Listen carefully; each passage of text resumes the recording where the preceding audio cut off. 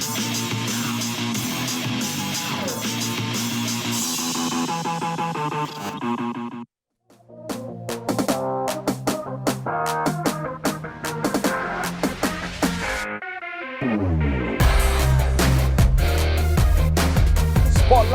tanpa prejudis. Assalamualaikum warahmatullahi wabarakatuh. Salam sejahtera saya ucapkan kepada semua pelayar-pelayar Facebook Finas Malaysia. Terima kasih kerana sekali lagi bertemankan saya Awal Asyari dalam rancangan yang cukup sensasi dan panas dengan perdebatan orang-orang industri seni kita dalam Spotlight tanpa prejudis. Bila cakap tanpa prejudis ni, anda boleh berikan sebarang komen, cadangan dan sebagainya, tapi ingat dengan satu syarat saja, tanpa prejudis.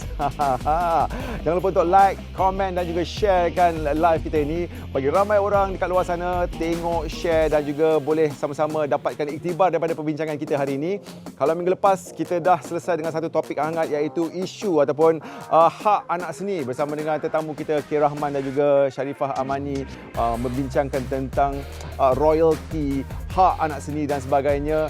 Minggu ini tak kurang hebatnya satu lagi topik yang saya rasa semakin banyak episod kita, semakin panas pula kita punya topik minggu ini, iaitu tentang komen ataupun kritikan yang membunuh. Apa yang dimaksudkan tentang kritikan membunuh tu? Adakah komen-komen jari jemari makcik-makcik bawang di luar sana, ataupun netizen-netizen yang sewenang-wenang je berkata tanpa berfikirkan apa yang ingin dikata? Kita saksikan. Tragedi penularan wabak. Sebuah hasil karya tidak dapat lari dari kritikan. Siapa saja boleh membicarakan mengenai sesebuah karya seni dalam apa juga bentuk, termasuk filem. Dahulu pengkritik filem lahir dari wartawan yang bertauliah yang diberi kepercayaan untuk mengupas sesebuah karya dan memberi pandangan serta teguran bagi menaikkan mutu perfilman di Malaysia. Kini peredaran zaman berubah dengan kewujudan pelbagai platform.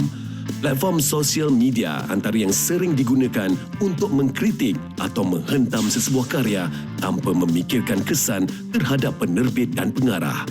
Ada yang tidak melabelkan diri mereka sebagai pengkritik, namun sekadar pengulas filem yang memberi pendapat sendiri terhadap sesebuah karya. Tidak kira sama ada pengkritik atau pengulas filem, sedikit sebanyak pendapat mereka akan mempengaruhi sambutan dan kejayaan sesebuah filem. Dek kerana kritikan dan kesimpulan yang dibuat secara pramatang, ada kalanya penerbit dan pengarah geling kepala melihat kutipan pada hari pertama tayangan. Mereka seolah-olah dihukum tanpa diadili. Lebih parah apabila pengikut media sosial atau netizen juga turut mengiyakan sesebuah kritikan dan mengecam tanpa menonton filem tersebut terlebih dahulu. Mengkritik tidak salah, melontarkan pendapat juga tidak salah. Namun ia perlulah dibuat secara berhemah agar ia memberi manfaat kepada penerbit, pengarah, pelakon serta peminat filem. Persoalannya, sejauh mana kuasa yang dimiliki oleh seorang pengkritik dan bagaimana pengarah atau penerbit pula sanggup menerima kritikan. Kritikan membunuh. Itulah topik yang kita akan bincangkan pada minggu ini. Apakah yang dimaksudkan dengan kritikan membunuh? Sama-sama kita akan kupaskan bersama dengan tetamu yang akan saya jemput datang ke studio hari ini. Dan juga kita ada beberapa orang tetamu juga yang akan kita hubungi secara maya sebentar lagi. Tapi kan, kalau kita nak cakap pasal kutipan ni, kita lebih menjurus kepada filem lah sebab kita dekat Finas sekarang ni kan. Kutipan yang orang kata sendu, orang kata.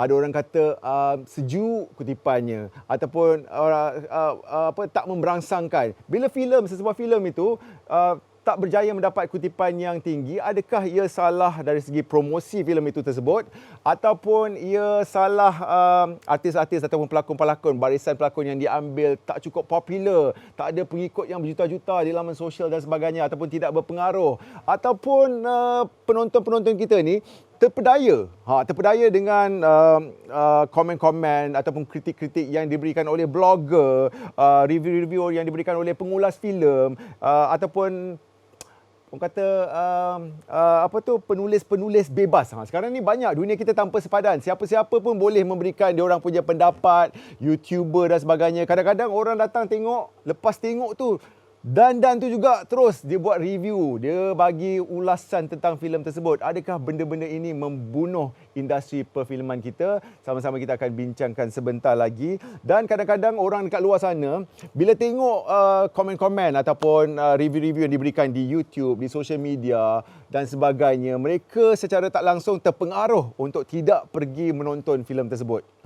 Jadi salah siapa, itu yang kita maksudkan tentang komen membunuh kita pada minggu ini. Dan tentunya saya akan bersama dengan tetamu kita. Kalau nak tahu siapa tetamu kita, saya takut juga sebenarnya sebab tetamu-tetamu kita ni pun boleh juga memberikan komen-komen membunuh kepada saya kalau saya silap tanya. Nak tahu siapa? Kita saksikan VT ni.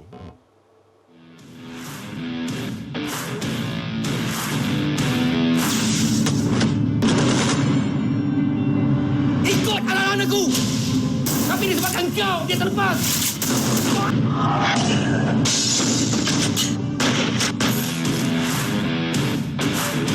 Tapi aku cabang kau. Malam ni, sekarang ni, belum dengan aku. Ini betul-betul tak puas hati ni. Sudah lama kau tarik lu punya isi perut keluar. Main sama gua, lencar.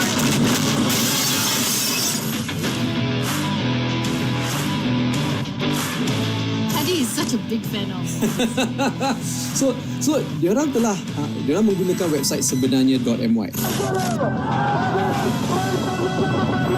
Assistant executive skipper Dalam hotel lah. dalam And the thing about the Rohingya population here, the community over here, is that they're not allowed to work. Itu dia. Saya nervous tiba-tiba jadi panas pula hari ni sebab macam saya katakan tadi, kita punya dua orang tetamu ni bukan calon-calon saya nak pandang pun takut sebenarnya. Dekat sebelah kiri saya tak pandang lah. Kita kenalkan kepada anda semua penonton di rumah. Datuk Rosham Noor. Apa khabar Datuk? Alhamdulillah sihat. Sihat, tak ada gurau-gurau ya Datuk. Okey. Datuk sihat Datuk. Okey macam inilah. Macam ni 3 lah. bulan duduk rumah sihat lah. Alhamdulillah. Dan Badan dekat... makin membengkak. tak ada, tak nampak. Nak cover dengan baju. Tak ada, dia masih lagi hero material kata orang. Dan sebelah kanan saya ialah Zan Azli. Apa khabar? Sihat. Ya, dikenali sebagai pengkritik pun ia, pengarah pun ia, penerbit semua. Semua boleh lah. Semua boleh. So awal mewakili Spotlight nak cakap terima kasih banyak-banyak sebab kita ada dua orang tetamu kita yang cukup arif tentang topik kita minggu ini. Bila tadi sempat borak dengan Datuk Rosham dekat dalam bilik persediaan tadi tentang komen kita hari ini, kritikan membunuh. Sebenarnya banyak aspek kalau kita nak cakap pasal kritikan membunuh, daripada segi filem, daripada segi industri seni secara amnya dan juga anak-anak seni kita yang sering menjadi mangsa. Tapi hari ini saya rasa kita boleh fokus kepada 2-3 segmen. Apa pendapat Datuk tentang komen-komen membunuh yang diberikan oleh orang-orang di luar sana kepada individu, kepada filem, kepada syarikat, kepada produksi, kepada semualah sebenarnya. Baik, Assalamualaikum warahmatullahi wabarakatuh. Alhamdulillah. Terima kasih jemput saya ini hari.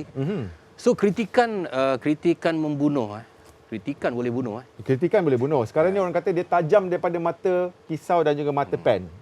Dulu kritikan ini yang banyaknya daripada pengkritik filem. Betul. Yang mana mereka bekerja dengan syarikat surat khabar, majalah, wartawan.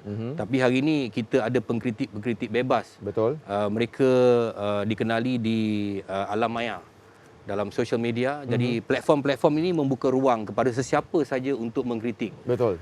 Sama ada kritikan itu dianggap benar, salah atau tidak pun, mereka tidak peduli. Janji mereka mengkritik mengikut cita rasa mereka. Jadi memang ada kritikan-kritikan yang membuatkan sesuatu filem khasnya ataupun sesuatu artis ataupun apa-apa saja kerja-kerja dalam filem, dalam perfilman apabila dikritik menjadi satu racun. Betul. Bagi mereka yang dikritik. Betul. Tetapi macam saya katakan pada awal tadi, mereka bebas untuk mengkritik, tetapi kita kena ingat juga bahawa kritikan yang membina itu adalah satu kritikan yang diperlukan oleh industri secara keseluruhannya. Jadi kalau kritikan itu tidak membina, ianya menjadi satu bebanan kepada industri itu. Betul. For example, kalau katakan sebuah filem sedang ditayangkan di Pawagam, kadang-kadang ada juga berlarutan daripada kritikan orang tertentu ataupun komen orang tertentu membuatkan netizen-netizen lain melarat ke arah menyokong tanpa betul. mengambil usul periksa. Join dan itulah itulah yang mengatakan dianya membunuh pada awal. Kerana okey, sebagai contohnya, awal Azan, dia adalah bila awak tengok satu karya itu, Betul. mungkin cita rasa awak berbeza. Betul. Cita rasa saya berbeza. Betul. Kadang-kadang saya suka, kadang-kadang awak tak suka. Betul. Tapi bila dia persembahkan di dalam satu social media sekarang ni, Ya. dia menjadi satu platform yang boleh membunuh. Kalau dulu ada juga pengkritik-pengkritik filem yang tidak disukai Betul. oleh orang-orang filem, kerana ada juga pengkritik-pengkritik ini dia favoritism. Betul, kita akan pergi ke situ kejap lagi. Sebab ada orang kalau dia suka Datuk, dia kata okey je. Kalau dia tak suka, dia akan bantai. Betul tak tu? Ada. Aku dah jam ni. Jangan jam dulu. Okey. Kejap Datuk. Okey, ni pengebit mengamuk bila ada pengulas filem sekarang ni menggunakan bahasa kasar. Contohnya kan, dia terus rangkumkan filem itu sebagai filem sampah. Contoh kan, bila dia dah cakap filem sampah tu, siapa lagi nak pergi kalau dah orang kata sampah lah filem tu. Jadi dia memberikan kesan kepada penonton untuk tidak menonton filem tu dan sekaligus menjahanamkan ataupun merosakkan masa depan filem tu sendiri. Mungkin Zan boleh komen. Dia macam ni, pengkritik filem ni sebenarnya dia punya responsibility dan peranan dalam industri. Betul. Dia ada 3 peranan utama. Satu, sebagai consumer guide. Betul. Kan, kalau kita nak beli barang, kita nak akan review. Kita tengok, kita pergi ke app macam Shopee ke Lazada ke apa, kita nak beli barang, kita akan tengok user review. Review kata bagus ke tak bagus? Terbaik. Sebab kita akan keluarkan duit. Betul. Untuk nak tengok wayang pun kita keluarkan duit untuk beli tiket. So kita nak tahu yang duit yang kita spend tu, yang kita belanja tu, berbaloi lah dengan apa yang kita akan terima. So itu satu, consumer guide. Lagi satu, dia menjadi perantara antara seni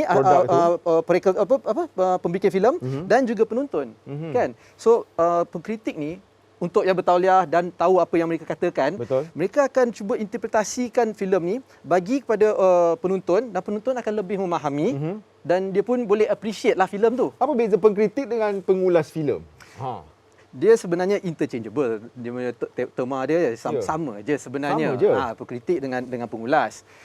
Sepatutnya sama je. Tetapi dia ada ramai jenis pengkritik, ramai jenis pengulas. So diversity tu penting. So katakan ada pengkritik yang menggunakan kata-kata kasar, Betul. kata-kata kasar dan sebagainya. Dan ada yang mungkin lebih intelektual cara dia bercakap. Ya. Mereka berdua ni ada pendapat mereka sendiri, dan seperti Datuk tadi cakap, mereka ada pendapat adalah hak mereka sendiri. Tapi Cuma bila cara penyampaian tu mungkin akan appeal kepada penonton-penonton yang berbeza. So setengah orang boleh identify dengan kata-kata kasar. Kan? Setengah orang boleh identify dengan kata-kata yang intellectual. So diversity je lah. Jadi adakah orang-orang kita ataupun orang-orang filem ni nak benda tu sentiasa berlapik, cakap benda-benda yang positif ataupun yang kata memberikan impak yang positif saja kepada filem tersebut tanpa perlu benda-benda yang negatif? Tak, itu tidak adil. Bahawa filem ini sebenarnya kalau kita tengok filem, dia tidak macam industri yang lain. Betul. Kalau katakan industri yang buat jalan raya, jalan tu siap tetapi dia punya lenggok tu tak betul, kita tak rasa. Betul. Tapi filem ini boleh dikritik oleh budak kecil pun. Kerana mereka melihat dunia yang dicipta oleh manusia. Kalau mereka merasakan dunia ni macam macam tak betul je lakonan dia, macam tak logik je, budak kecil pun boleh kritik. Kerana ini dunia yang diorang lihat di depan mata mereka, diorang nak dunia yang dicipta ni make believe. Okay. Jadi tetapi kritikan-kritikan yang bukan kita orang filem nakkan kritikan yang baik saja. Kritikan yang tidak baik tu kita perlukan juga. Betul. Untuk kita memperbaiki. Tetapi cara dikritik tu, adab adab. Jadi masalahnya ada juga pengkritik-pengkritik yang tidak ada adab. Mereka menggunakan social media khasnya. Saya tidak nak cakap pada media yang arus perdana, tapi media sosial ni mereka menggunakan dengan kata-kata yang kesat, kata-kata yang maki hamun. Ya, betul. Di mana akhlak dia sebagai manusia? Ya. Jadi kalau kita sebagai orang filem yang kita melihat mereka mengkritik filem kita secara membabi buta dan juga secara tidak berhalak dengan memaki hamun, of course kita marah. Okey. Kita marah. Kalau saya nak tanya Datuk, siapa sebenarnya yang layak mengkritik ni?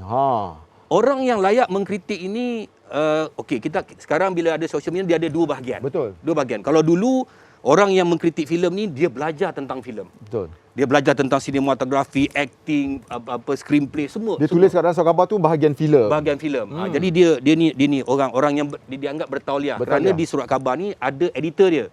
Kalau dia melampaui batas, ada editor dia.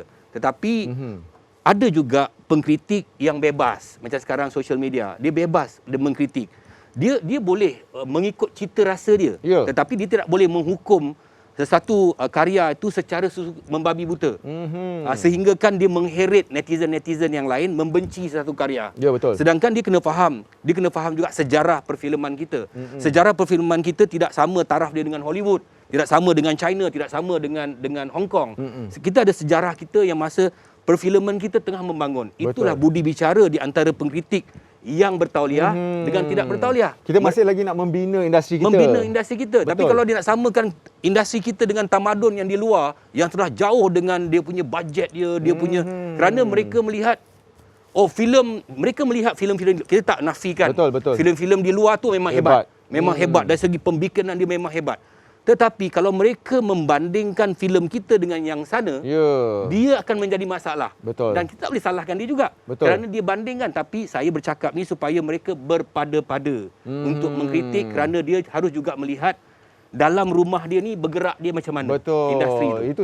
Itu selalu saya dengar, filem Hollywood macam ni, filem Hong Kong macam ni, filem Korea macam ni kan. Tapi filem kita masih ditakut lama. Okey, sekejap lagi kita akan tengok VT yang kita sediakan ni. Kita punya YouTuber. Action scene kat jambatan tu teruk sucks gila. Scene kat jambatan tu dengan dia punya CGI nak muntah aku tengok kan. Scene dekat museum pun teruk. Jangan marah kenapa orang tak nak tengok, tak nak pergi wayang untuk nak support filem tempatan. Kalau sentiasa ada filem tempatan yang bangang macam ni. Time tu pun aku dah tahu kata takkan ada idea untuk lawak lain. Lawak lucah yang bersepah, yang mengarut, lawak yang tak ada punchline langsung, storyline yang mengarut, acting yang teruk gila, CGI yang memang out, yang tak ada function, pathetic, teruk. Wah, malah aku nak cakap. Dia macam ni tau. Dia seolah-olah macam filem ini adalah filem sampah yang menceritakan tentang produksi filem yang membuat filem sampah. Macam tu. Is that bad? Dia macam Inception tau. Filem sampah berada di dalam filem sampah. Kami ni bukannya bodoh. Okay? Kononnya nak kata penonton tiada knowledge ni, nak mengkritik, nak mereview filem ni, tak ada pengalaman. Siapa yang beli tiket korang ni sebenarnya? Orang industri ke penonton biasa? Fikir sendiri. Tu dia, siapa yang beli filem korang ni? Korang beli ke orang luar sana? Ini cari gaduh ni. Memang kita buat filem untuk menonton. Macam saya katakan tadi, kita tak nafikan bahawa kebanyakan filem kita berada di bawah paras. Kalau nak cakap international punya movement, kan saya sendiri terbabit dalam industri dah 38 tahun. Kalau macam masa COVID ni pun saya duduk dekat rumah, bila saya tengok international movie, saya rasa terkebelakangan. Itu saya cakap. Komen kita boleh terima. Betul. Tapi adab dia. Adab je. Kita tak ada masalah kau nak komen, tapi masalahnya bila adab tu membuatkan kita terguris. Tapi kalau dia baik-baik sangat komen, dia tak adalah dapat YouTube punya plug kat belakang dia tadi kan. Dia nak clickbait, dia nak orang tengok, dia punya nak subscriber, dia nak view. So bila cakap benda-benda macam ni, lagi ramai orang tengok, lagi ramai orang jadi marah dan lagi ramai provoke orang, betul? Itu yang saya fikirkan. Kenapa dia boleh dapat ramai sangat penonton, viewers, dan kenapa ramai sangat terpengaruh dengan apa yang dia cakap. Kalau kita tengok, kalau kita nak sentuh nama-nama yang tadi yang tunjuk dalam VT tadi tu, sebenarnya tak perlulah. Tapi kalau saya pun mengkritik filem juga, dan saya mengkritik di YouTube dan di Syok Khabar pun ada juga. Dan macam di YouTube, komen-komen yang datang ni sebenarnya ramai yang tengok juga filem tu. Betul. Katakanlah ada filem yang saya suka. Penonton tu tengok, dia akan komen, oh betul lah. Mengarut lah. I pun suka juga cerita tu. Katakanlah. Betul. Kan? Kalau saya tak suka, penonton datang, dia akan cakap, betul lah scene yang you cakap macam merepek tu. Memang betul merepek lah. So dia sebenarnya ada bagusnya juga? Ada juga sebenarnya. Cuma saya rasa dia democratization lah. Sebab kalau kita fikirkan zaman dulu, sebelum ada media sosial kan, penonton akan pergi tengok, dia suka, dia akan balik, dia cakap dengan keluarga dengan saudara mara, dengan kawan-kawan tu, kawan-kawan saudara mara tu, oh, ya ke, best ke? Okey, dia akan pergi tengok. Betul. Kan? Betul. Dia word of mouth, makin ramai orang akan pergi beli tiket. Betul. Kan? Dan orang yang recommend filem-filem tu sebenarnya bukan pengkritik filem profesional pun. Ya. Dia orang biasa je, cuma dia bagi tahu kawan. Lepas tu kawan dia kata, "Oh, kawan saya ni kata best. Saya dah lama kenal kawan saya, kredibel, percaya. Okeylah, pergilah tengok." Ya, betul. So sekarang bila ada media sosial, mungkin kawan-kawan ni juga yang suka pergi tengok filem dan suka recommend kepada saudara mara dan kawan-kawan. Okey, sekarang dia letak kat Twitter. Sekarang dia letak dekat Instagram. Ya. Ataupun dia letak kat YouTube. Kawan-kawan dia juga yang akan tengok. Ya, betul. Dan mungkin okey, media sosial ramailah penonton-penontonnya, ramai yang akan tengok. So dia reach dia lagi banyak lah. So bila kita dah ada dalam satu environment di mana semua orang boleh pantau, boleh lihat, boleh beri komen, mungkin ini adalah satu tipping point untuk menunjukkan yang kalau kita nak menghasilkan karya kita sebenarnya kena lagi baguslah sebab orang pun dah semakin memantau. Orang semakin prihatin. Banyak mata-mata yang memerhati lah sekarang. Dan saya juga rasa sekarang this is also a stepping stone tau. Okey, mungkin sekarang ramai pengkritik yang bebas ni mungkin tak bertauliah sangat. Betul. Tapi this is the period yang dia mula belajar. Bagilah 10 tahun lagi, 15 tahun lagi, makin ramai pengkritik-kritik yang bertauliah sebab ramai orang dah boleh mengkritik. Yes. So the industry pun akan progress sekali dengan penonton, sekali dengan pengkritik. Okey, terima kasih. Dan sekarang ni macam biasalah dalam Spotlight, bukan ada 2 orang saja, kita juga ada tetamu-tetamu kita secara maya yang kita jemput untuk perbincangan kita hari ini. Di talian kita ada pengarah yang cukup saya segani yang memang dah buat filem, banyak filem-filem yang diarahkan oleh beliau. Kita bersama dengan Aziz M. Osman dan juga Raja Mukris. Ada di talian. Assalamualaikum. Boleh dengar tak? Abang Raja Mukris. Okey. Apa khabar? Khabar baik, alhamdulillah. Waalaikumsalam. Okey, kita teruskan kita punya topik hari ini. Topik kita kritikan membunuh. Abang Aziz, pengarah otai yang banyak dah menang award. Filem Azura pernah dikritik tak sehebat filem Azura arahan Daddy M. Borhan sebelum ni. Dan juga filem X-Ray 3 pun dikritik juga sebab X-Ray yang pertama tu memang hebat. Jadi abang yang orang kata yang dah lama makan garam ni kan, macam mana abang tengok kritikan-kritikan yang boleh merosakkan masa depan filem ni bang? Okey, saya mengambil sikap optimis lah dengan ini kerana bagi saya ini satu evolusi. Terlebih dulu saya nak ceritakan 2 keadaan senario lah. Sebagai seorang pembikin filem yang dah bertahun-tahun lah dah buat kan. Saya melalui beberapa zaman di mana orang yang ditakuti selepas menghasilkan sebuah karya filem memang pengkritik. Tapi saya nak menceritakan tentang pengkritik yang saya lalui, saya hadapi di zaman awal saya buat filem dan di masa kini lah. Jadi memang pattern ataupun lumrah orang buat filem ni, Datuk Rosyam tahulah kan, sebelum kita nak menayangkan filem Pawagam 2-3 minggu 2-3 minggu sebelum tu kita akan mengadakan review di Pawagam dan kita menjemput segala macam wartawan, pengkritik apa semua untuk menonton filem tu.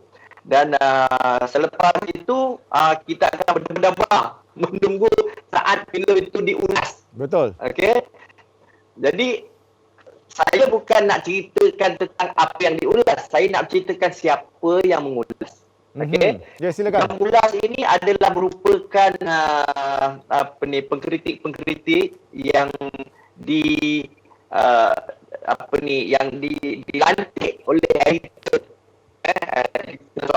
atau editor majalah kan. Maksudnya mereka dilantik. Kalau nak dilantik tu maknanya dia akan dilantik oleh qualified untuk bercakap tentang untuk mengulas ataupun mengkritik sebuah filem. Betul. Jadi maksudnya input yang kita dapat daripada pengulas atau pengkritik filem itu memang kita ambil serius. Kan? Memang kita ambil serius. Kadang-kadang apa yang kita tak nampak itu yang diulas. Betul. Okey. Saya pernah kena bantai dengan rakan saya sendiri, Anwardi Jamil. Anwardi Datuk Jamil yang satu ketika merupakan seorang pengkritik juga yang membantai filem Femina saya. Kan? Tapi dia membantai itu saya nak tahu dari sudut takut apa yang dia nampak kelemahan daripada filem itu. Sebenarnya di situ. Okey. Kemudian untuk apabila filem senario yang pertama, okey, untuk julung-julung kalinya selepas membuat filem-filem yang yang agak serius, agak orang kata award winning material, saya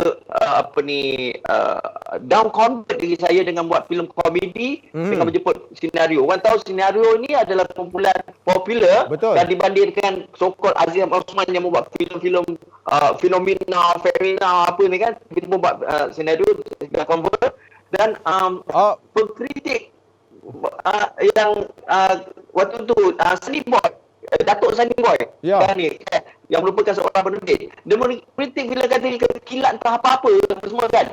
Yang mana cakap sosial saya tak tahulah Datuk Rosyam zaman tu apa semua. Saya terima dan saya mengajar dan saya improvise. Okey abang. Abang Aziz lebih baik daripada ulasan. Abang Aziz punya line tak berapa nak clear sangat. Tak apa, kita akan cuba betulkan sebentar lagi. Tapi sebelum tu saya nak tanya Abang Raja Mukris pula. Abang digelar seorang yang cepat panas baran, memberontak bila filem-filem abang macam Salina, Ophelia kena bantai kan. Jadi orang tanya juga, adakah Raja Mukris ni director yang suka nak terima puji-pujian sahaja ke dan tak boleh nak dikritik? Abang rasa abang setuju tak dengan statement tu? Saya tak panas baran lah. Oh, tak panas baran Abang relax lah. Tak, ini orang katalah adalah desas-desus mengatakan abang ni tak boleh nak dikritik ni.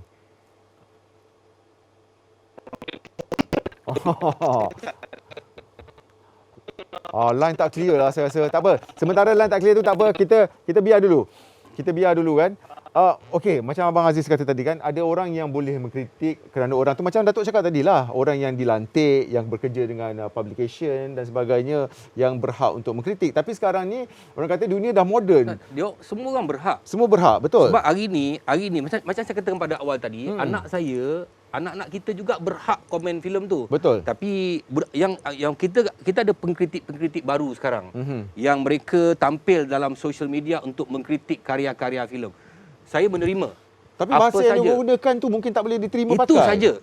Saya katakan tadi, bahasa saja. Sampah lah, hampir lah, teruk lah apa tadi kita tengok tadi kan. Sebab dia harus pengkritik ni juga harus bergerak dengan industri. Dia tak boleh macam semuanya dia nak hentam sampai gunakan perkataan yang tak elok. Sebab macam saya katakan tadi, industri kita ni dia tak maju lagi tau. Jadi kalau kita kan lebih baik pengkritik itu dia berhemah sikit, kita perlukan teguran. Betul. Memang kita buat salah. Ada yang betul, ada yang salah. Bila dia tegur yang salah tu jangan sampai membunuh kita. Betul. Jadi dia kata jadi dia berlapik sikit supaya tidak terus membunuh karya-karya itu. Saya tak nafikan memang ada. Memang ada karya yang teruk mengambil kesempatan. Tapi janganlah gunakan untuk semua. Untuk semua. Okey, kan? saya nak tanya, kalau orang kata ada blogger-blogger ataupun pengkritik ni kan, dia orang ni berat sebelah. Kalau orang tu dia orang suka, kalau orang tu baik dengan dia orang, kalau orang tu dia orang rasa macam ini member-member. Oh, dia puji melambung-lambung. Tapi kalau tak suka tu, kau buat baik, kau buat dahsyat ke memang tak suka aja. Macam mana? Dia biasness ni memang akan ada. Semua orang subjektif. Macam Datuk Rosyam tadi cakap, semua orang ada hak untuk opinion masing-masing. Betul. Opinion masing-masing subjektif. Kita tak boleh nak cakap okey, pendapat you salah tak boleh. Itu hanya pendapat saja. Saya pun sebagai pengkritik dan juga penonton filem, saya ada pengarah filem yang saya suka. Betul. Apa dia buat pun saya suka. Contohnya walaupun tak bagus. Contohnya saya akan macam Mamat Khalid. Saya fanboy Mamat Khalid. Filem Mamat Khalid saya tengok semua best. Kan? Betul. Saya akan mengkritik filem dengan isteri saya. Kami berdua berganding. Kan? Saya akan cakap best. Dia kata tak best. Tapi kita secara profesional kita kena transparent lah. Saya akan cakap. Saya ni memang peminat Mamat Khalid gila-gila punya. So bila saya cakap best tu, itu daripada pandangan saya lah. Macam Datuk Rosyam. I'm a big fan sebenarnya. Datuk Rosyam betul. Semua orang nak sign bang. Minta sikit. Dalam motif misteri Delilah. Oh my god. Saya baca filem-filem tu saya tengok sebab Datuk Rosyam je. Memang bias kan. Tapi kita kena cakap lah, sebenarnya saya bias. Ada pembikin filem yang memang saya tak suka juga. Betul. Dan saya akan terang-terang cakap, okey, saya tak berapa suka dia. Tak berapa suka sangat. So this is my comment lah. Kalau you nak tahu, you tengok sendiri, then you bagi tahu I pendapat I betul ke tak betul. Dia macam saya pun sama juga. Saya tak bekerja dengan ramai orang. Betul. Saya memilih untuk bekerja dengan siapa yang saya nak bekerja. Betul. Sebab sebagai seorang pelakon, saya tak kita hebat berhak. mana. Betul. Tetapi production saya, pengarah saya, penerbit saya, kru-kru saya membuatkan saya jadi hebat. Sebab tu kalau tengok, saya jarang berlakon dengan semua pengarah. Kerana saya memilih kerana diorang saja yang boleh mencungkil dan membuatkan saya jadi hebat. Betul. Saya juga ada pengarah yang saya suka, ada pengarah yang tak suka. Tapi abang tak saya berkawan dengan dia orang. Tapi abang tak condemn pengarah yang abang tak suka tu. Kerana kreativiti dia sampai kat situ. Jadi kita kalau kau dah tahu kreativiti kau sampai kat situ, janganlah bekerja dengan orang tu. Tapi pengkritik dia tak kira tu. Dan abang juga tak menghasut rakan-rakan lain supaya jangan bekerja dengan director tu. Tak. Kan? Tapi ini yang dilakukan oleh pengkritik-pengkritik kita. Filem tu tak bagus, filem tu sampah, secara tak langsung orang lain pun takut nak pergi tengok. Memang okey. Kita cakap macam inilah kan. Kita cakap senang macam ni. Memang dia orang ada hak untuk mengkritik. Dia orang boleh bunuh sesuatu karya kalau dia orang mengkritik kerana dia orang ada followers dia orang. Betul. Kan? Tapi yang saya katakan tadi, ulang balik kepada kita ni ada adab. Betul. Dan kita dalam proses menaikkan industri kita. Okey. Kita nak redakan ketegangan kita sekarang ni. Tadi nak dapat dua orang guest kita. Orang bantah. Tak apa, sabar. Dia belum tegang lagi. Tak apa, kita bagi tegang lagi. Tapi kita rehat sekejap. Kita tengok ni apa yang kita sediakan untuk anda dalam Spotlight. Dulu sama ada penulis itu sendiri yang ada self-censorship ataupun editor yang check tu. Jadi bahasa semua dikawal. Kita cakap pada benda yang betul, pada benda yang sahih dan juga dikawal sedia lah oleh pihak tertentu. Jadi berbeza dengan sekarang. Sebab sekarang ni tidak ada siapa yang nak edit dan sensor selain pada content creator tu sendiri. Dan bagi saya, kita hidup di Malaysia ni tak kira lah asasnya kita nak buat apa, pegang pada rukun negara yang nombor 5 tu lah. Cakaplah bahasa layman biasa, bahasa biasa tapi menggunakan choice of words yang sesuai. Kanak-kanak akan tengok, pelajar akan tengok. So di mana dia punya adab dan etik untuk bercakap tentang karya orang? Janganlah kita hurtkan perasaan orang pembikin tu. Ia bukan kerja yang mudah. Dia memberikan duit, ringgit, tenaga, semua sekali. Memang senang nak bercakap kerja yang dah siap. Tapi kalau kita involve, kita akan tahu betapa susahnya nak menghasilkan satu scene pun. Ini sesuatu yang bahaya sebenarnya sebab trend dah berubah kan. Kalau dulu kita kritik filem berdasarkan ilmu pengetahuan yang kita ada dan kritikan filem kita walaupun tidak disenangi oleh penggiat filem khususnya pengarah atau penerbit, tetapi dia boleh terima kritikan filem itu kerana olahan bahasa dan ilmu yang ada di kalangan pengkritik filem. Berbeza dengan sekarang ni, memang saya banyak lihatlah dalam YouTube bila ada satu filem mereka mengkritik ikut cita rasa sendiri. Jika beginilah trendnya, budak-budak kita mengulas filem dari YouTube sekadar cakap ikut sedap gigi, dia tidak membantu pengkarya kita untuk memajukan lagi filem kita. Ini sesuatu yang orang kata merugikan kita juga sebab kita perlu input dari pengkritik filem yang berhemah, yang ada ilmu, yang faham mengenai filem, yang faham mengenai metafora filem. Sebab kalau dia sekadar cakap aku bagi filem ni 5 bintang lah, aku bagi ni 3 bintang lah. Bila you bercakap begitu, you pada masuk dalam YouTube dan apa you cakap tu diperhatikan oleh pengkritik filem negara luar. Kadang-kadang ada rakan kita di Indonesia ataupun di negara lain, mereka mengolah satu filem lebih berhemah dan lebih berilmu. Malulah kita kalau gitu ke standard pemikiran pengulas filem kita dalam YouTube bercakap gitu. Itu dia pendapat daripada otai-otai kita yang pernah menulis tentang filem-filem di zaman masa tu. Surat khabar, majalah semua adalah merupakan the only source of medium of information. Okey Zan, saya nak tanya awak sikit lah. Dia kata, Zan sendiri, anda sendiri mengarah, menerbit dan juga mengulas filem. Dan awak kritik filem orang, awak kata mereka-mereka yang buat filem ni kena bersifat terbuka untuk menerima kritikan. Okey, tapi boleh tak, awak boleh terima tak kalau orang kritik filem-filem awak dengan mengatakan filem awak macam ni, macam tu tak sampai dan sebagainya? Adakah awak okey? Okey. Memang pernah pun. Pernah. Dulu saya pernah nak stop buat filem pun. Memang nak retire lah sebab kritikan sangat teruk. Tapi kita kena number one, open minded. Kita kena fikiran terbuka dan terima apa kritikan yang datang. Dan kita juga sebagai pembikin filem, kita kena sedar bahawa seni kita ni ada satu seni yang organik. Bila kita dah buat, kita dah tayangkan, kita dah tak ada kontrol lagi dah pada filem tu. Penonton yang akan ada kontrol dengan filem tu. So, kita kena sedar dengan diri sendiri, kritikan apa yang kita nak terima, kritikan apa yang kita tak nak terima. So, bila kita dah boleh sedar tentang perbezaan antara kritikan yang konstruktif dengan kritikan yang sebenarnya tak ada maksud apa-apa, tak bermakna, then kita boleh improve. Kan? Sebab kita tak boleh ada perasaan elitis di mana you belajar filem. Okey boleh, you beritahu filem macam mana. You tak belajar filem jangan cakap apa-apa lah, you beli tiket tengok je lah. Tak boleh macam tu. So kita kena terima semua. Betul. Semua pandangan. Dan sebab tu kalau penerbit filem dan pengarah filem, pembikin filem, diorang ada focus group. Focus group ni diorang cari ramai orang daripada segala lapisan masyarakat untuk dapatkan pendapat mereka tentang cerita diorang, filem diorang. tengok okey, apa pendapat you? You adalah seorang doktor. Oh, okey. You seorang pemandu taksi. You siapa? You adalah pengkritik filem. Lapisan masyarakat setiap lapisan. Betul. Then kita ambil komen-komen ni, then kita evaluate lah.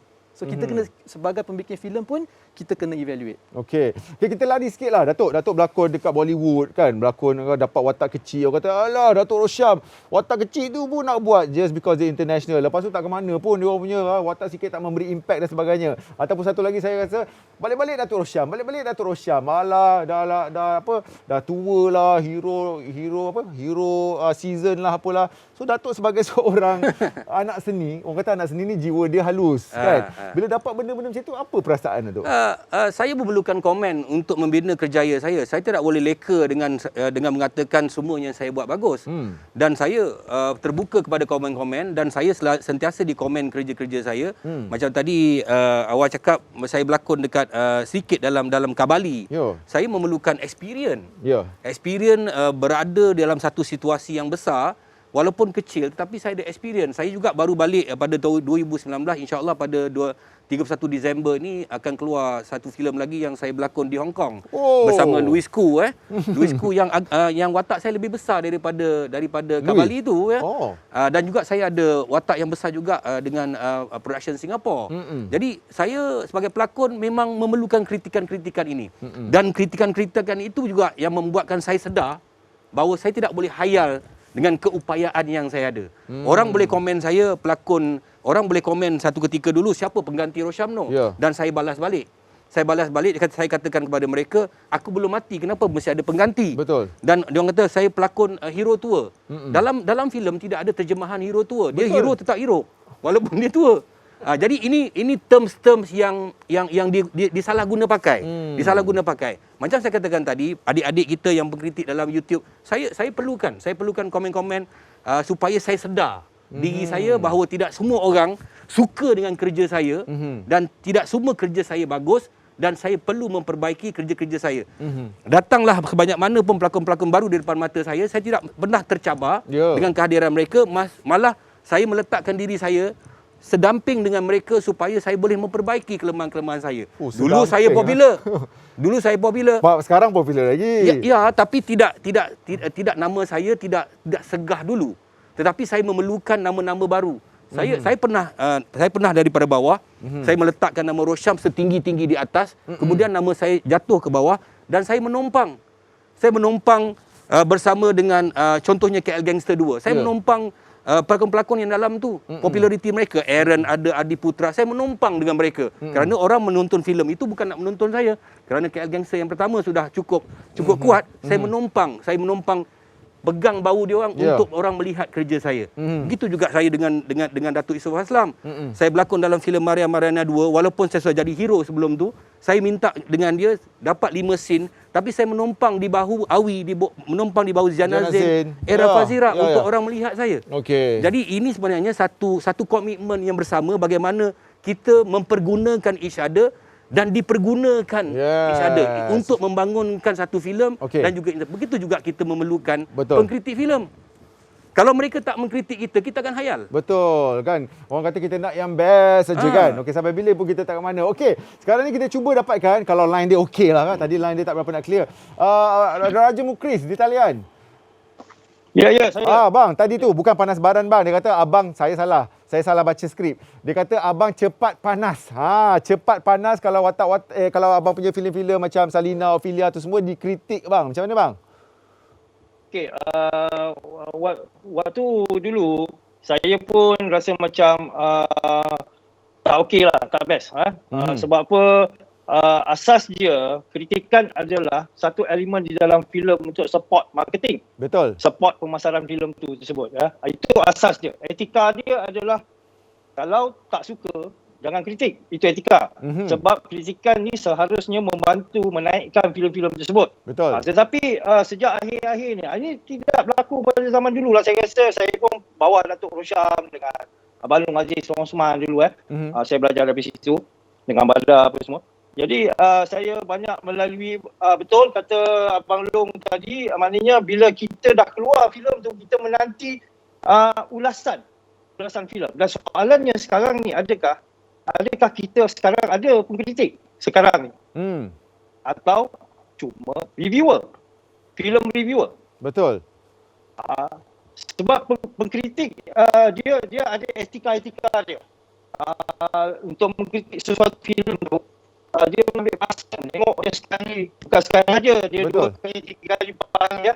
Dan kita dapat untuk kritikan daripada orang yang pengkritik yang bagus, yang baik, yang boleh pecah the filem, boleh makan filem tu, dan kita rasa bangga walaupun ianya hanya benda negatif. Betul. Benda yang patut kita belajar. Okey.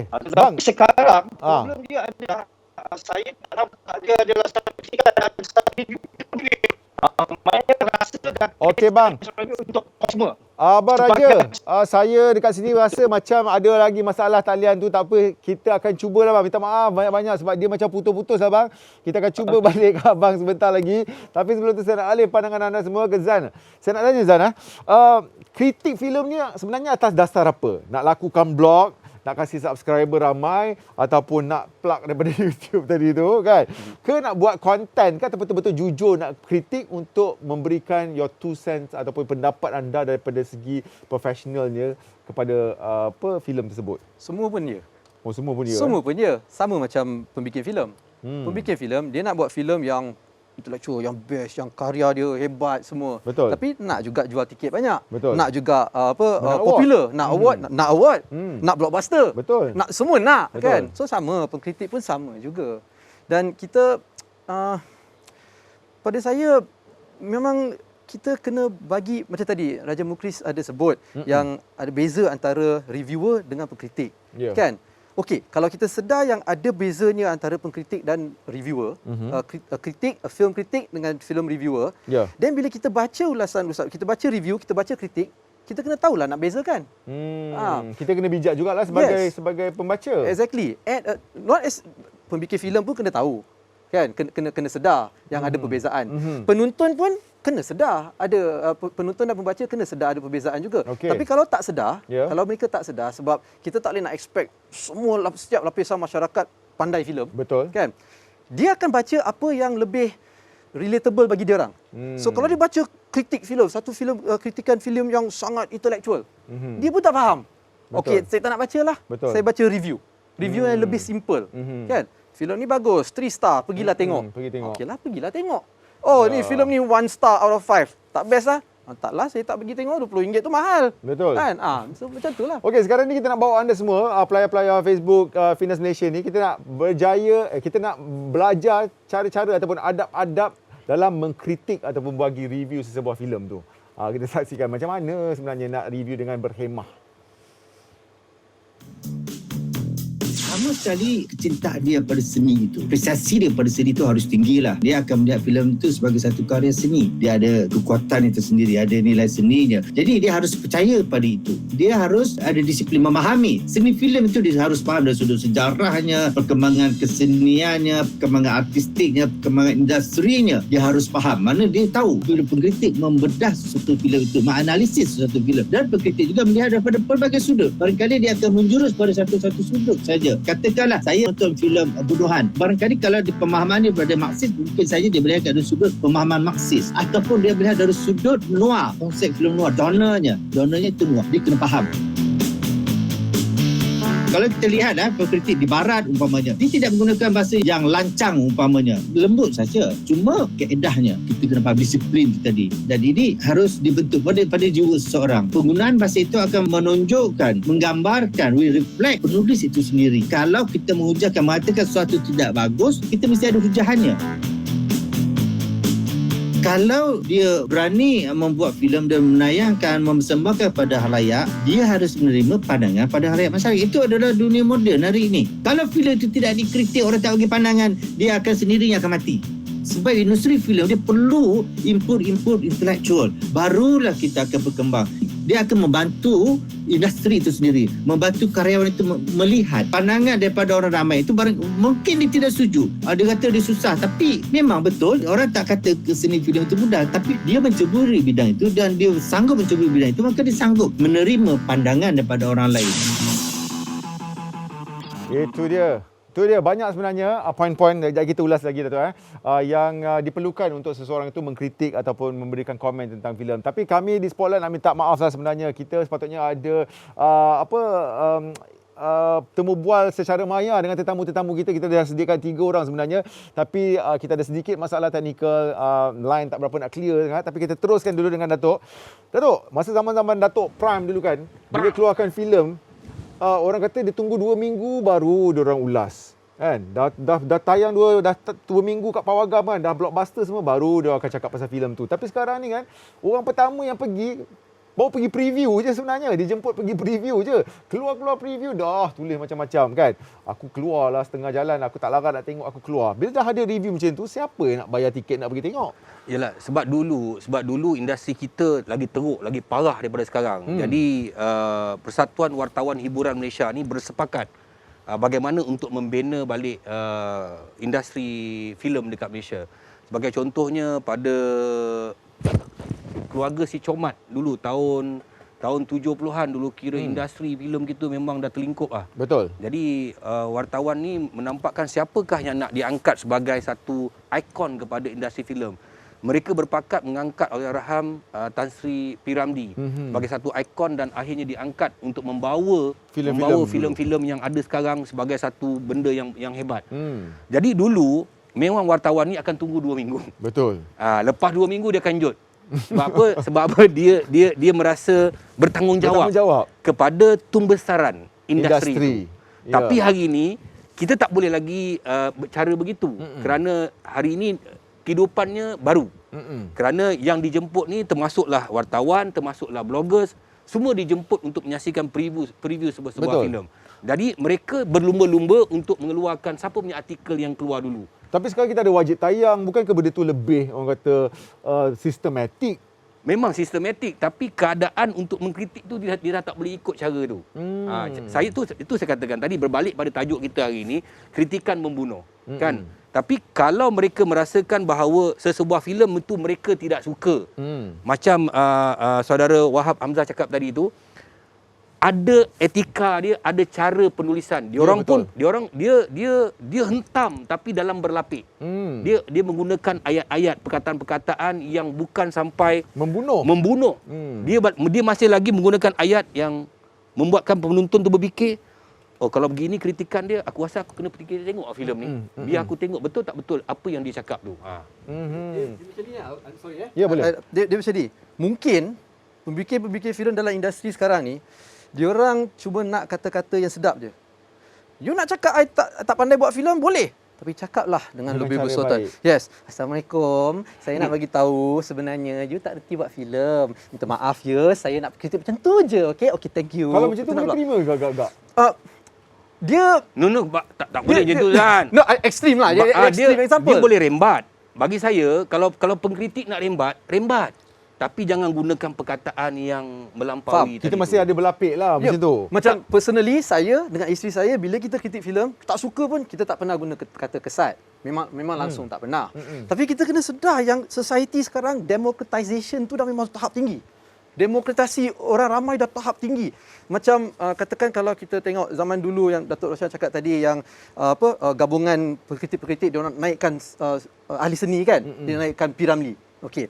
Sekarang kalau kita tengok rakyat Malaysia, dia orang akan fikir, kenapa 20 orang ni boleh ada hak nak bagi tahu kita siapa lebih yang hebat. Kita ni yang 28 juta orang ni tak ada representation. Kita tak ada hak ke nak cakap. Kenapa 20 orang ni yang patut bagi tahu kita apa yang kita patut rasa hebat. So diorang pun nak kata saya sebenarnya okey. Mungkin ada benda berhak. Saya pun berhak. Pendapat saya lain daripada 20 orang tu. Kan? Manalah tahu saya ada pendapat lain. Sekali tengok 28 juta orang lain pendapat sama dengan saya pula. Macam mana kita nak validate yang 20 orang tu cakap? Tapi yang 20 orang ni daripada segi pembuat, yang 28 juta ni yang akan menonton. Kalau saya akan tengok kawan-kawan saya yang bakal menjadi mangsa macam saya lah. Ya, itu adalah satu pandangan elitis. Elitis di mana, saya dalam industri saya tahu. You 28 juta tak tahu. So tak bolehlah macam tu kan. Sebab kita buat sebenarnya industri ni, it's a symbiotic relationship. Penonton perlukan pembikin filem perlukan penonton. Pengkritik perlukan pembikin filem, perlukan pengkritik. Penonton pun perlukan pengkritik pun perlukan penonton. Datuk Roshan setuju tak kalau orang katakan orang buat macam ni sebab tak nak kita punya pembikin-pembikin filem ataupun orang dalam industri ni manja. Kita nak cabar dia orang supaya dia orang menghasilkan karya-karya yang lebih bermutu. Sebab tu kita buat macam ni. Itu yang saya katakan tadi. Macam Zan kata tadi betul. Semua memerlukan antara satu sama lain. Tetapi jangan sampai kritik itu dia membunuh, nanti bukan bunuh filem tu je. Membunuh perasaan pembikin itu. Sebab tak ada pembikin filem yang mengatakan dia tak bagus. Semua cakap dia punya filem bagus.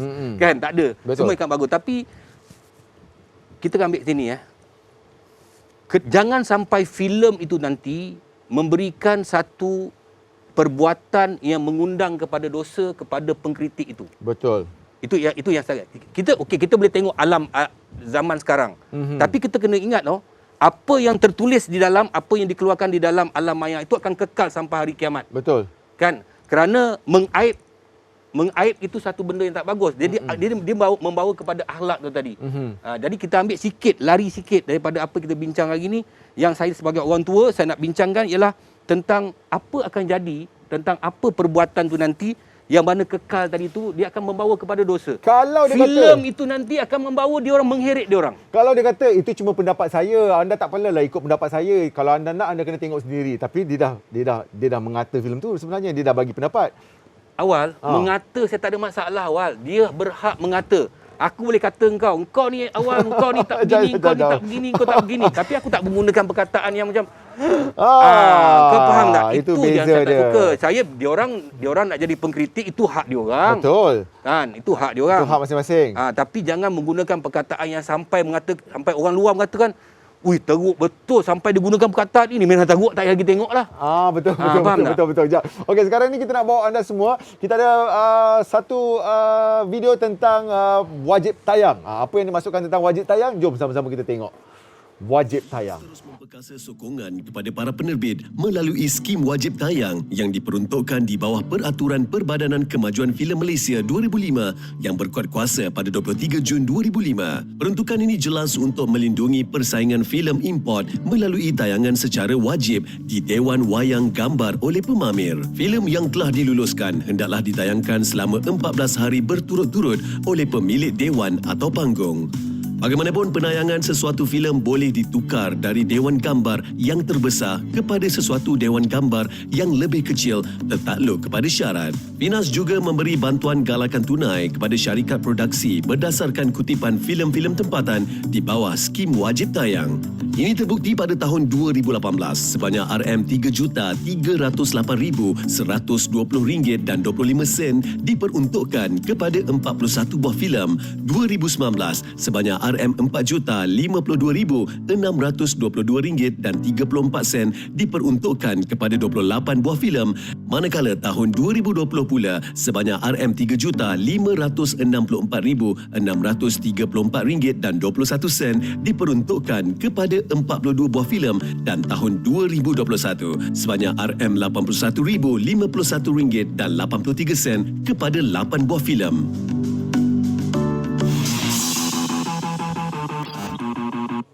Panas. Itu dia tadi wajib tayang. Okey, sekarang ni kita akan cuba sekali lagi secara maya bersama dengan Aziz M. Osman. Abang Aziz, boleh dengar tak saya? Boleh. Balong. Dengar. Balong nak tanyalah sikit, Balong. Dia selalu orang filem ni kalau orang kritik kan, adalah bukan kata semua, setengah lah dia kata, kalau kau pandai sangat, kau je lah buat filem, cuba kau buat filem, boleh tak? Lepas tu bila dia cakap macam tu, netizen pula balas, alamak macam ni. Bang, sampai bila nak habis isu ni, bang? Okey, kalau sentuh tentang apa ni, sama ada nak suruh pengkritik yang tembak filem ni untuk mengarah filem, saya terlebih dulu sebelum saya menjadi seorang pembikin filem, saya pun seorang pengkritik filem. Tapi bukan begitu itulah. Saya tengok filem-filem apa ni, ada feedback tak? Tengok filem-filem orang, saya asyik pantai je. Tapi saya bukanlah pantai. Boleh dengar tak? Boleh. Boleh dengar, Balong. Tapi saya bukanlah pantai secara orang kata macam media sosial dulu tak ada media sosial apa semua ke surat khabar. Saya hantai antara kawan-kawan adik-beradik termasuklah family saya kan. Sampailah bapak saya sendiri cakap, engkau kalau pandai buat pandai kutuk filem orang apa tu, engkau apa nak jadi? Adik-beradik engkau semua pergi belajar sampai ke luar negara, engkau duduk rumah pandai filem orang sana kan. Jadi impact daripada tembak machine gun bapak saya tu, saya bertekad untuk nak membuktikan yang saya mampu buat filem. Itu yang saya kejar. Okay? Jadi maksudnya memang adalah terbuktilah apabila seorang pengkritik yang macam saya boleh meletakkan dan saya sebagai setaraf dengan dan saya boleh tidak nama sini Zaf ni seorang orang kata pengkritik tetapi dia seorang peminat filem yang saya nampak. Bila kita nampak dia nembak ulasan atau kritik filem, nembak filem, kita nampak di background dia koleksi background dia dia memang peminat filem. Saya main peminat filem. Dan saya kira apa-apa yang ulas tengok yang kita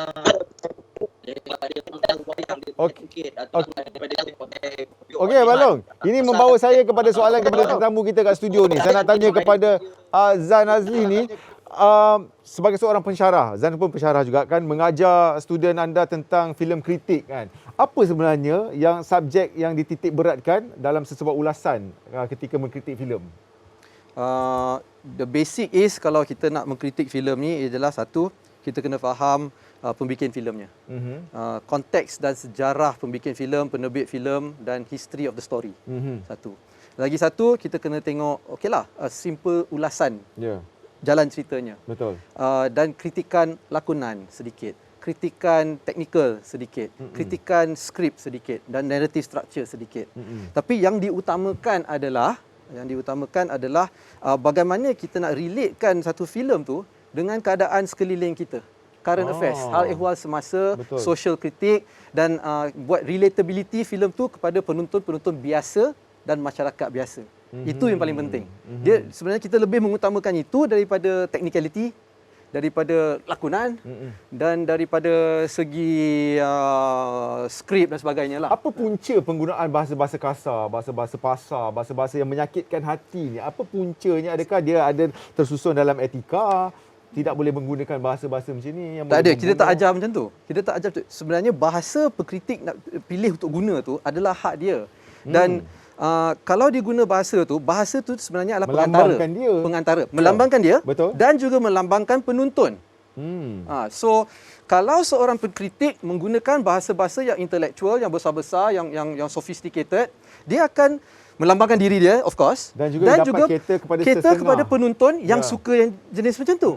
Kalau pengkritik suka menggunakan kata-kata yang simple ataupun kesat lah, kan, melambangkan diri dia definitely, dan juga melambangkan penonton yang akan rasa dia cakap dia tu saya rasa macam tu jugalah. Sebab kalau kita fikir orang ramai, orang biasalah, penonton biasa, bila dia bincang pasal filem, macam kita pergi kedai mamak, jumpa kawan-kawan, kau tengok filem the latest filem ni yang apa, KL Gangster whatever kan. Best lah, gila best, habis show. They would say all those kind of things. Perkataan-perkataan yang kesat sebab antara kawan. Antara kawan. Kalau dia tak suka, dia akan cakap benda yang tak suka, cara mereka bercakap dengan kawan. Kalau dia suka, dia akan cakap cara dia cakap dengan kawan. Betul. So bila pengkritik bebas ni bercakap, again kita kembali kepada term democratization. Orang ramai dah ada hak untuk bersuara.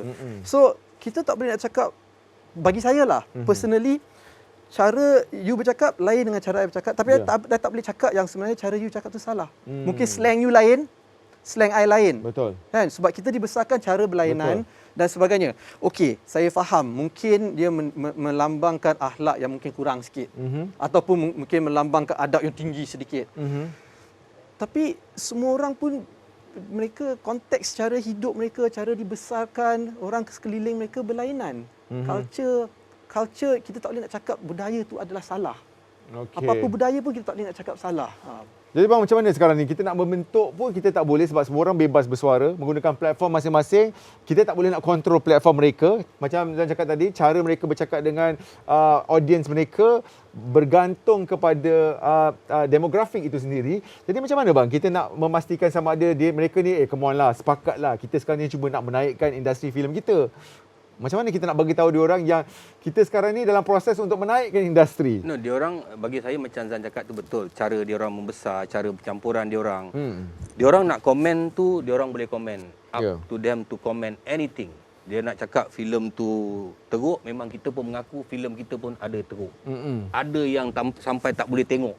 Ada yang tak berbaloi, kita pergi panggung wayang bayar RM20. Ada yang keluar tengah jalan pun ada. Ada yang bukan tak payah setengah. Baru 5 minit dia dah keluar dah. Dia tengok dia punya opening pun dia kata ni apa benda kalau ni. Kalau saya dengar tu saya terpengaruh bang. Tak nak lah, dia dah keluar kan. Sebab tu saya cakap tadi, bagi penonton-penonton lain juga, kalau mereka juga ada cita rasa, mereka harus melihat filem itu siapa pembikin dia. Siapa pemain dia. Siapa penerbit dia. Tengok pula penerbit dia siapa, bahawa penerbit ini selalu menghasilkan filem-filem yang bermutu begini. Kalau macam tiba-tiba dia ni baru nak buat, okey, kita tengok background dia. Yang saya katakan pasal pengkritik tadi tu, jangan sampai dia orang boleh kritik untuk membunuh.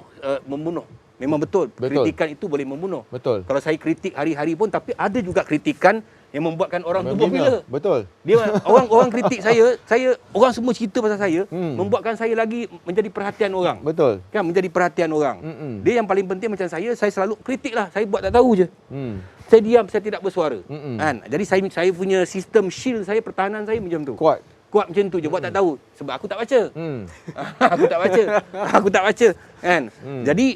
Jadi macam saya katakan tadi, mereka berhak nak buat apa saja pun kerana kita mengaku juga filem kita tak semuanya bagus dan ada sedikit saja yang bagus. Kita mengaku, saya mengaku.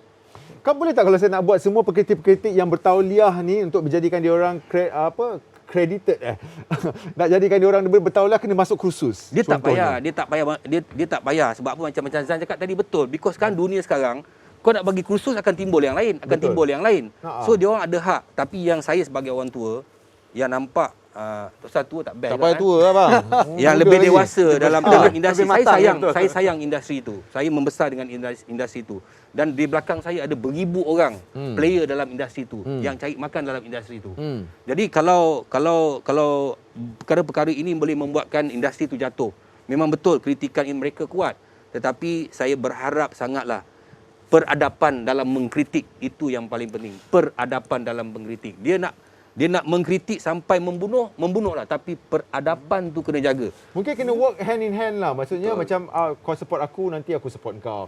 Kita nak minta tolong sangat, bagi komen-komen. Memang nanti kalau ada apa-apa preview kita bagi lagi. Mungkin treatment macam tu yang perlu digunakan supaya mereka rasa bertanggungjawab untuk mengkritik. Awal tahu tak, Zan tahu tak? Ada satu pengkritik hebat dekat Malaysia. Dulu zaman saya, kita bawa dia masuk ke dalam industri. Kita bawa masuk. Jahanam dia. Lebih jahanam daripada apa yang dikritik. Kita pernah buat. Panggil dia masuk ke dalam tu, buat skrip, buat kerja. Dia tak boleh buat kerja. Mengkritik senang. Betul. Membuat susah. Tapi saya tidak mau mempertahankan kerja kami semuanya. Betul. Saya masih lagi mempertahankan daripada tadi, jagalah adab tu. Kerana adab itu dia berbalik kepada, walaupun Zan cakap tadi cara mereka membesar, tapi kita kena ingat budaya kita harus pertahankan. Betul. Orang Melayu ni dia ada budaya dia. Kan budaya kita bersangkut paut dengan agama kita.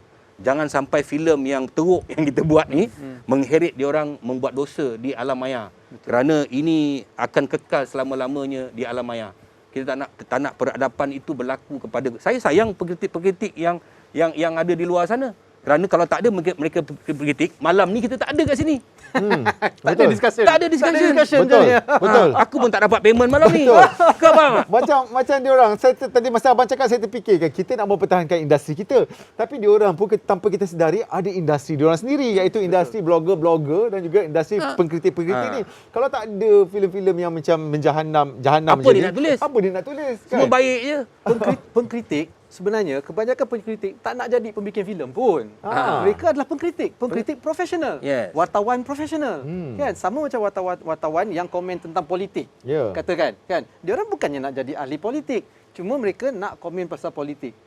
So saya setuju. Datuk Rosyam kata yang adab tu betul. Maybe sometimes kita nak jaga adab lah. Tapi kadang-kadang kan saya nak cakap yang Datuk Rosyam kata kebanyakan filem Malaysia tak teruk, cuma sikit je yang tak teruk kan. Sebenarnya betul lah, lebih kurang in general betul. Tapi kadang-kadang bila kita tengok filem daripada Malaysia yang hebat kan. Saya bagi contoh Agent Ali, bagi saya filem tu sangat hebat. Jalan cerita dia best, character development best. Agent Ali movie tu kan. Bila kita tengok macam tu, ni kita tengok balik filem-filem yang macam yang kurang tu, kita rasa marah tau sebab kita rasa macam boleh pun. So bila kita dah rasa boleh, come on lah. Dia janganlah buang masa bukan kita. bajet. Dia bukan bajet saja tau. Dia bukan bajet saja, tapi siapa pembikin. Kita tengok sejarah. Kita tengok sejarah Allahyarham Tan Sri P. Ramlee kat Singapura dia hebat. Betul. Datang kat Malaysia dia tak hebat. Sebab apa? Kapal dia tak ada penghuni. Saya nak jadi bagus, saya kena ada tentera saya kat belakang. Betul. Bila Allahyarham Tan Sri P. Ramlee datang ke Malaysia, kita dah nampak kemerosotan filem dia, karya dia. Kerana dia tidak ada support. Saya bekerja dengan Muhammad Khalid dalam filem Kala Malam Bulan Mengambang. Kita menang best film, best actor, best director. Di belakang Muhammad Khalid ada art director yang hebat, wardrobe yang hebat, cameraman yang hebat. Saya bekerja dengan Badar dalam filem KL Menjerit. Badar mempunyai Mukris, dia punya cameraman, dia punya art director, semua hebat-hebat. Dan kita menang best film, blockbuster, best. That's the first film yang blockbuster dan dapat menang best film, saya menang best actor, best director. Sebab tu tadi macam yang cakap, dia siapa di belakang tu. Jadi dia berbalik-balik kepada kalau katakan orang filem tu tak nak filem dia dikritik. Kena ambil orang best-best. Kena ambil orang yang berbakat. Yang berbakat. Tapi berbalik pada pengkritik. Kritik tu agak-agak lah. Saya terlupa pula. Kita nak ucapkan sebenarnya terima kasih banyak-banyak kepada abang kita Aziz M. Osman dan juga siapa tadi? Raja Mukris. Sampai dia orang tak sempat nak keluar, saya terlupa siapa saya punya tetamu hari ini. Raja Mukris dan juga Aziz M. Osman, kita minta maaf banyak-banyak sebab kita ada masalah teknikal kat sini. Hari ini kita tak dapat orang kata bersama-sama dengan mereka. Dan sepatutnya kita ada satu lagi segmen bersama dengan Nadia Hamzah pun tak dapat kita buat disebabkan masalah teknikal. Tapi insyaAllah kita akan cuba untuk bawa mereka di episod-episod yang akan datang. Okay? Pasal filem kita ni. Kau asyik pandang aku ya pasal? Okey, kalau tadi sepatutnya ada Nadia Hamzah. Kita nak tanya sebagai pembikin-pembikin muda ni. Kalau kita tak naikkan muda sana. Boleh. Muda okeylah. Kita nak ada pelapis kan. Kalau asyik-asyik Muhammad Khalid, asyik-asyik Aziz M. Osman, asyik-asyik Suami Baba, sampai bila pelapis-pelapis mereka nak muncul? Tapi baru nak muncul, baru attempt pertama dah kena bertalu-talu dibandingkan dengan otak-otak mereka dan membuatkan diorang punya moral down sampai dah tak nak buat filem lagi. Macam mana tu? Saya tengok macam pembikin-pembikin filem baru yang muncul sekarang, Nadia Hamzah. Saya suka. Motif hebat, kan? Filem-filem yang keluar daripada syarikat seperti Kuman Pictures, Kuman Films, kan?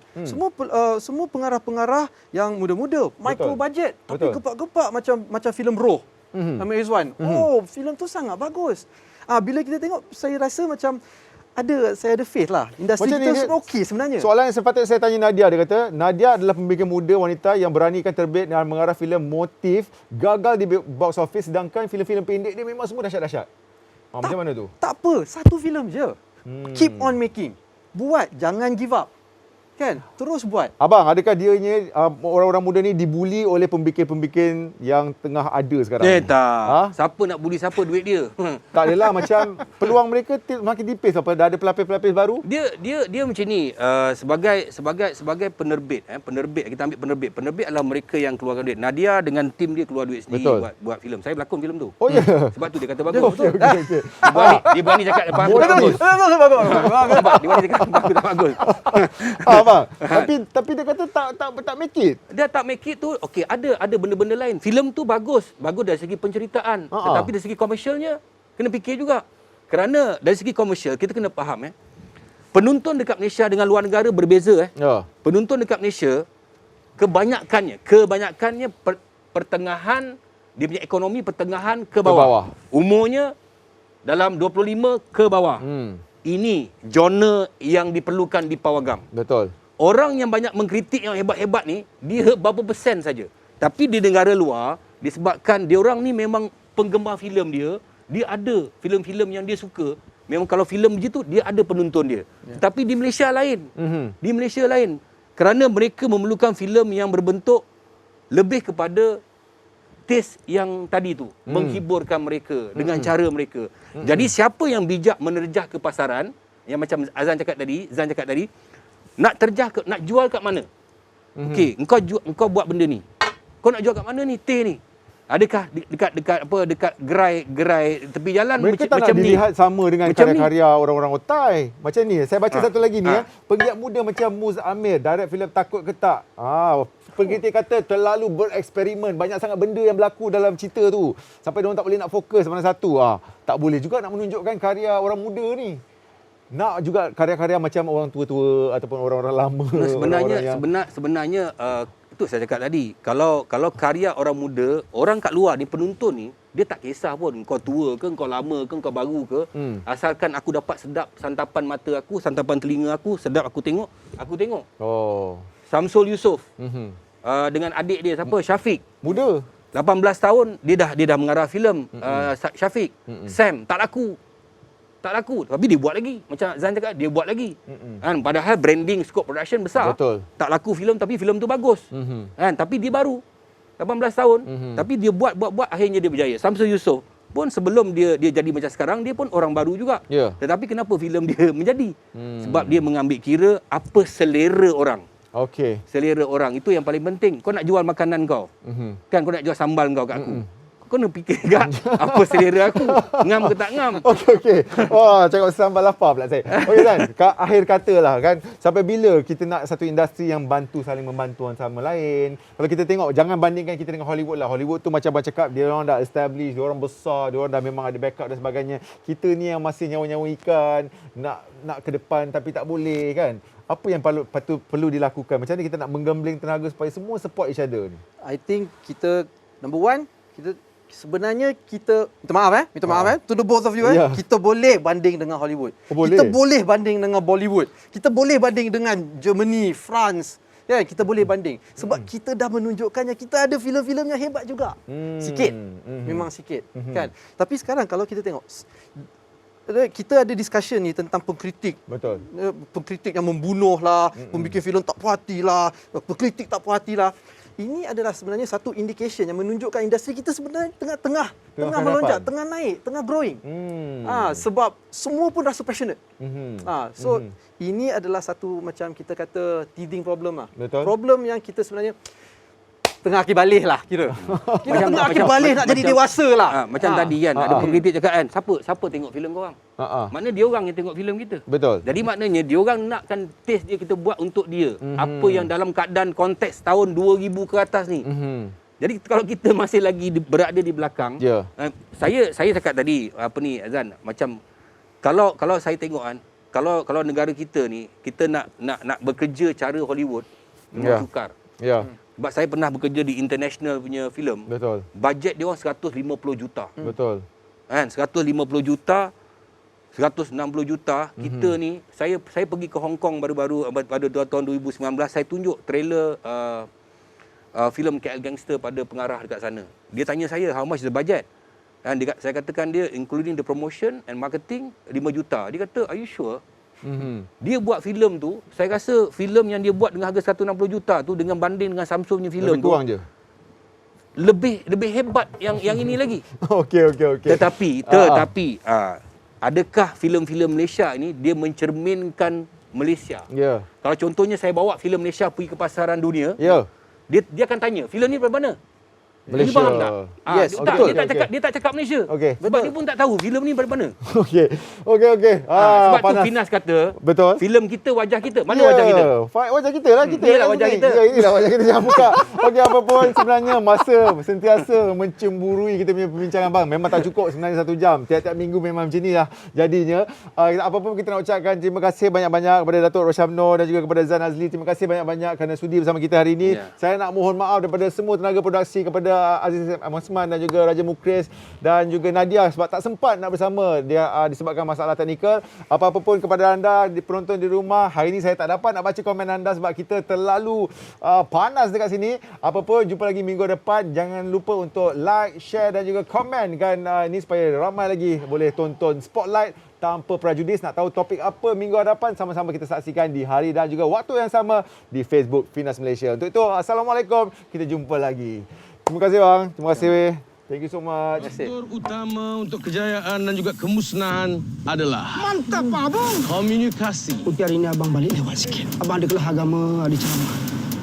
lakonan dan penipuan yang mantap. Tanpa penguasaan skill-skill ini, maka kegagalan adalah pasti.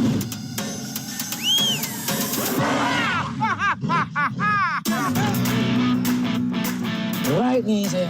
Memang best. Kita jangan bagi muka dekat lelaki kita.